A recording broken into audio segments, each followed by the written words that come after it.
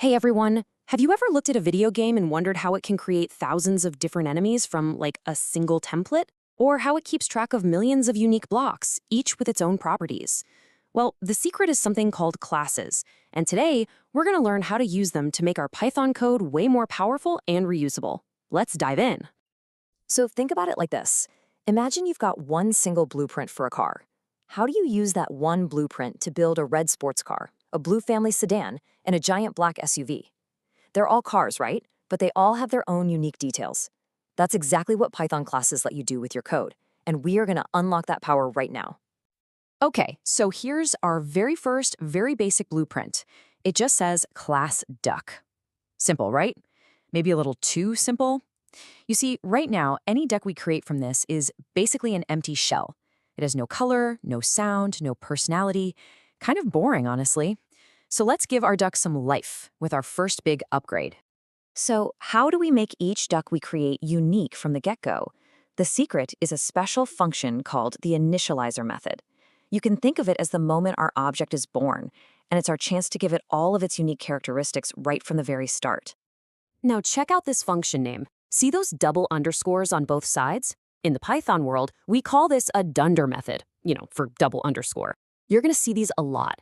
This specific one, underscore underscore init underscore underscore, is the initializer. It runs automatically every single time you create a new object. Its entire job is to set up that object with its starting properties or attributes, like its color or what sound it makes. All right, let's break this code down nice and slow. In step 1, we define our initializer. Now that first parameter, self, is super important. It's basically a placeholder for the actual specific duck object we are creating at that moment. Then we have the other parameters for its details, color, sound, and likes. In step 2, we use self to actually assign those values to our duck.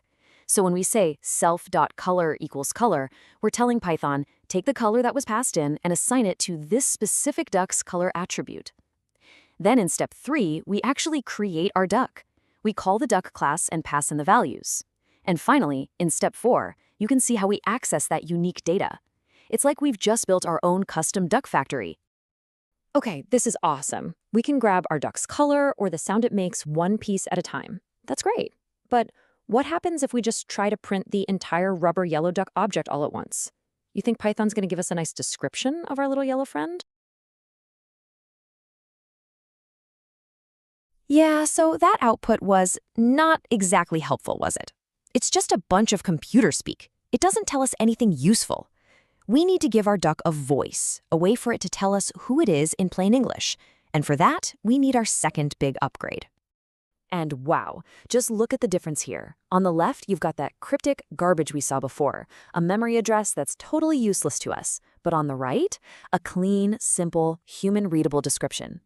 This is the difference between an object that's mute and one that can actually introduce itself. Let's learn how to make our objects talk. The magic behind this is another one of those dunder methods. This time it's underscore underscore string, which we call this string method. This method is literally our object's voice. It's a special function that tells Python exactly what to show when we ask it to print our object. No more memory addresses, just a clean, descriptive string that we get to design ourselves. And the code for this is honestly super simple. We define our underscore underscore string method. Again, it takes self as a parameter so it can access its own information. Then we just have it return a string. An F string is perfect here because we can easily combine all of the duck's own attributes into one nice readable line. And just like that, whenever we print our duck, we get a proper introduction. So we've seen two of these dunder methods in action now, the initializer method and the string method. But here's the really cool part. They're just the tip of the iceberg. Python has a whole family of these special methods, and sometimes people even call them magic methods, because they let you do all sorts of powerful things with your classes. These dunder methods, or magic methods, are what make Python classes so incredibly flexible. Now, they're not really magic, of course, but they let us tap into Python's built-in behaviors. For example, you can use other dunder methods to define what should happen when someone uses a plus sign, plus, with your objects, or what happens when they try to get the length of your object using the len function. It's like having a secret control panel to customize Python's core features.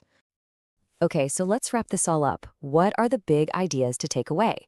First, classes are your blueprints for creating objects. Second, the initializer method, double_init, is how you customize each object with its own unique stats the moment it's created.